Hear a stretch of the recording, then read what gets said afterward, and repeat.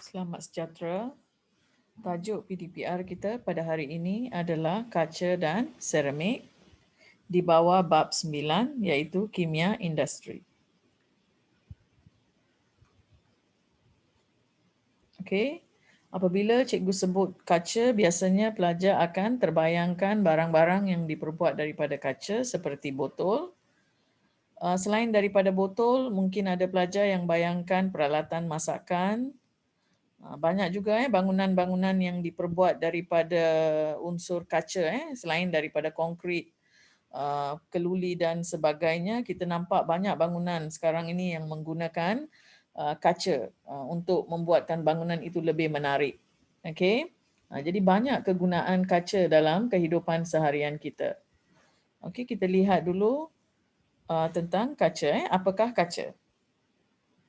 Okey, kaca dipercayai mula digunakan sekitar 5,000 tahun sebelum Masihi. Pelajar, dah lama kaca digunakan oleh manusia. Kaca diperbuat daripada silika. Ini komponen utama dalam kaca.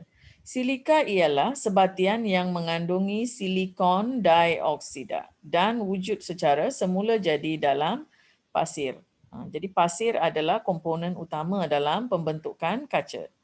Okey, silika tulen dileburkan sekitar 1,500 darjah Celsius sehingga menjadi cecair dan dibentuk menjadi kaca.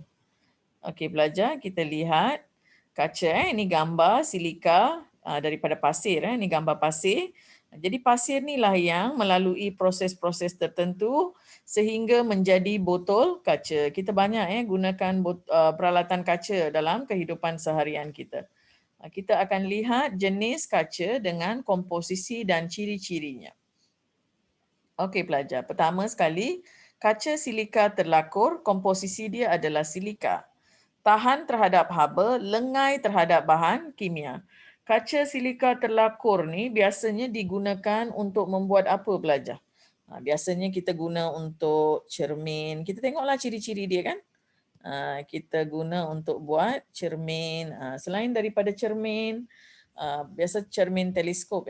Kalau cermin teleskop kita spesifikkan. Apa lagi agak-agak? Kita juga gunakan untuk membuat kanta, okay, dan banyak barangan lain. Cikgu bagi satu atau dua contoh lah bagi setiap jenis kaca ni. Okey, kedua, kaca soda kapur. Okey pelajar. Kaca soda kapur ni komposisi dia adalah silika, kalsium karbonat dan natrium karbonat. Takat lebur rendah, mudah dibentuk. Jadi ini membuatkan dia sesuai untuk menghasilkan botol, apa lagi, tingkap. Okey. Takat lebur dia rendah. Okey pelajar. Seterusnya kaca borosilikat. Komponen utama dia, komposisi dia adalah silika, boron oksida, natrium oksida dan aluminium oksida. Okey, ketahanan yang tinggi terhadap haba dan bahan kimia berbanding dengan kaca soda kapur. Okey. Ini menjadikan dia sangat sesuai untuk membuat peralatan masakan. Kalau mak awak suka masak dengan periuk kaca, inilah kaca yang dia gunakan. Ini digunakan untuk alat masak. Okey. Ini cikgu tambahlah dalam buku teks tak ada contoh. Okey. Apa lagi yang perlukan ketahanan haba yang tinggi? Contoh apa? Radas makmal pun masuk sini juga. Okey, radas makmal. Okey. Okey pelajar. Pergi pada contoh yang terakhir iaitu kaca plumbum. Okey, kaca plumbum komposisi dia adalah silika, plumbum 2 oksida dan natrium oksida. Okey, takat lebur dia rendah, lepas tu mempunyai indeks biasan yang tinggi. Okey, ini menjadikannya sesuai untuk menjadi barang perhiasan. Kaca plumbum ni banyak digunakan untuk barang-barang perhiasan, hiasan. Okey, takat lebur dia rendah, mempunyai indeks biasan yang tinggi. Boleh potong cantik-cantik untuk refleks dan sebagainya. Nak tambah satu lagi karakter dia, kita tambah kat sini, menarik. Kaca plumbum ni lebih menarik berbanding dengan kaca-kaca yang lain pelajar. Okey. Seterusnya kita lihat yang kedua tentang seramik. Bila cikgu sebut seramik, pelajar biasanya terbayangkan pinggan seramik, pasu, peralatan masak yang diperbuat daripada tanah liat, mosek. Okey, banyak lagi pelajar. Okey, kita lihat dengan lebih detail tentang seramik. Okey. Seramik. Apakah seramik? Seramik terdiri daripada bahan bukan logam yang terbentuk hasil daripada tindakan haba pada suhu yang tinggi. Okey. Bukan logam. Okey, tindakan haba pada suhu yang tinggi. Seramik diperbuat daripada tanah liat. Tadi kaca daripada pasir, komponen silika daripada pasir. Sekarang seramik komponen utama dia adalah tanah liat. Dalam tanah liat tu dia ada dia punya komponen utama aluminium silikat. Okey, seramik dia punya sebatian utama dalam seramik tu adalah aluminium silikat yang didapati daripada tanah liat. Okey. Seramik karakter dia tahan haba dan tahan pada tekanan yang tinggi. Cuma dia rapuh kan. Seramik juga sangat keras, rapuh. Dia keras tapi rapuh, mudah pecah. Lengai terhadap bahan kimia dan tidak berkarat. Okey, ini karakter dia. Keras, rapuh, lengai terhadap bahan kimia dan tidak berkarat. Sebab tadi cikgu sebut bukan logam.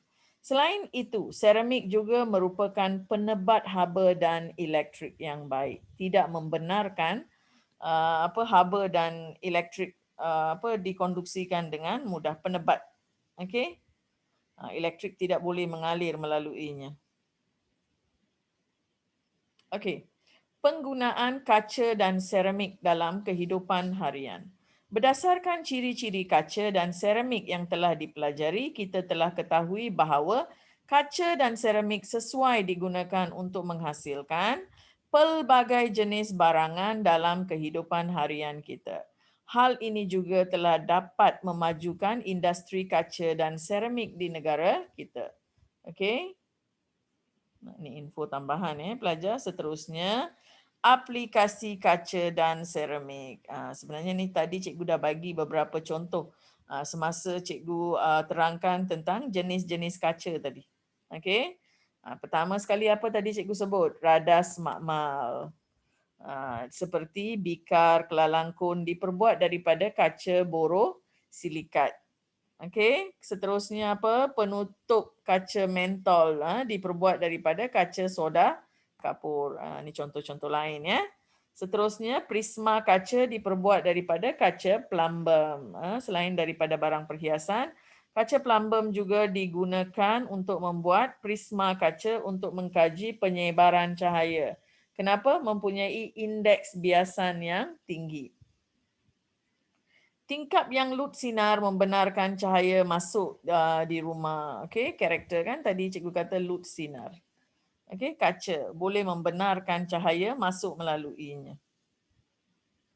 Okey pelajar, seterusnya seramik. Okey. Seramik ni dah lama digunakan oleh manusia ya.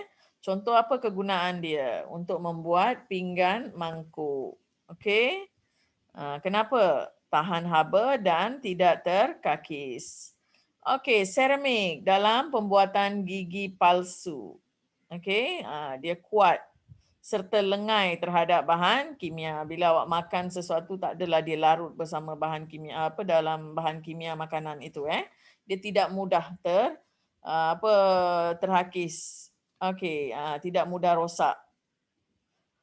Okey, jubin seramik digunakan sebagai lantai kerana cirinya yang berkilau dan menjadikan lantai kelihatan bersih dan cantik. Hampir tiada rumah sekarang ni yang tanpa pasang jubin Jadi semua di antara kita dah biasa lihat jubin Itu adalah salah satu contoh juga untuk penggunaan seramik. Seterusnya, pasu bunga seramik adalah keras dan kuat untuk tanam bunga ni. Okey, so total ada 4 contoh di sini.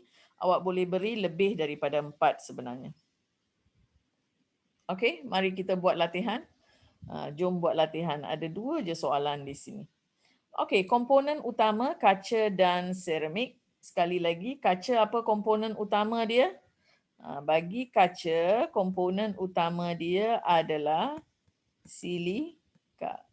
Okey, pelajar, komponen utama bagi kaca adalah silika. Manakala komponen utama bagi seramik adalah komponen utama seramik apa? Tanah liat. Okey, komponen utama kaca adalah pasir, silika. Komponen utama seramik adalah tanah liat. Okey, pelajar.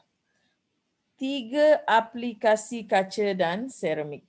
Okey, aplikasi ni awak kena cerita apa kegunaan dia. Okey, bagi kaca dan seramik. Okey, kaca dan seramik. Contoh kegunaan dia ambil daripada mana? Ambil je lah daripada contoh-contoh yang telah kita bincangkan baru tadi di sini. Okey, ni aplikasi pelajar. Kan dah nyatakan di sini aplikasi. So dia minta 3, masukkanlah 3. Okey, 3 aplikasi. Manakala bagi seramik pula, ambil daripada slide ini. Okey, ada kan di gambar foto 9.12, ambillah 3 aplikasi bagi seramik. Okey, saya rasa jelas bagaimana untuk membuat praktis formatif 9.2. Okey, itu sahaja untuk PDPR pada hari ini. Okey, terima kasih. Jumpa lagi.